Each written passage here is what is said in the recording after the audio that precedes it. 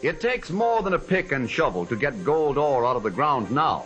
If you're in a mine and you're mining for gold, you've got a pickaxe, you're working through it, and you work really hard, you're gonna find some gold. And the gold is the proof that you did the work in the mine mining for the gold.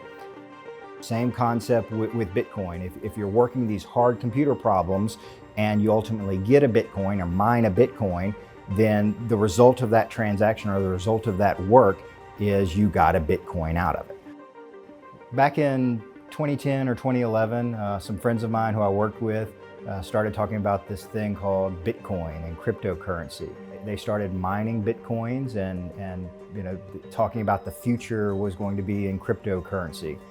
I didn't much believe them at the time, but I went along with it and started mining some crypto myself, and they sort of drew me into that whole atmosphere.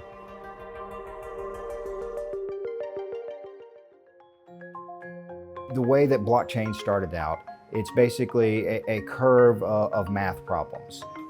And the mining process gets harder and harder as time increases, which takes more computational resources. So more computer processors or graphics cards are commonly used for mining to solve those problems as the math problems get harder and harder over time. Blockchain, it's an interesting concept. So it's the concept of a distributed ledger. So when you go to make a transaction on blockchain, there's a concept of a public and a private key. So everybody has a private key so that only they can do a transaction on their account. So they cryptographically sign with their private key a transaction, but everybody else in the world has a copy of their public key.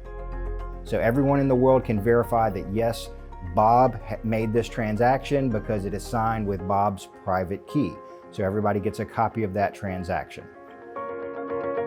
We've only begun to scratch the surface on the potential future uses of blockchain.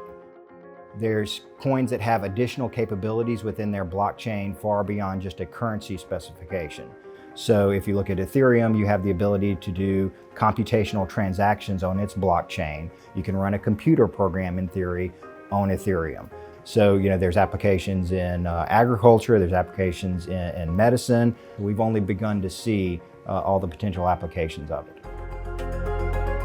I hope that digital currencies like Bitcoin can help or level the playing field of the haves and have-nots for access to banking. Because there have been countries in the past that their currencies have been so devalued, for example, Venezuela, where they've gotten well beyond the point of being able to count money, they just start weighing it because it loses so much value. So with Bitcoin, you have something that then it's not relying upon a central government and the success or failure of that central government. You're now relying upon the global trust in something. So it's really an interesting evolution for us, for all of humanity, frankly, for being able to have a unified potential currency for which we can all do transactions on.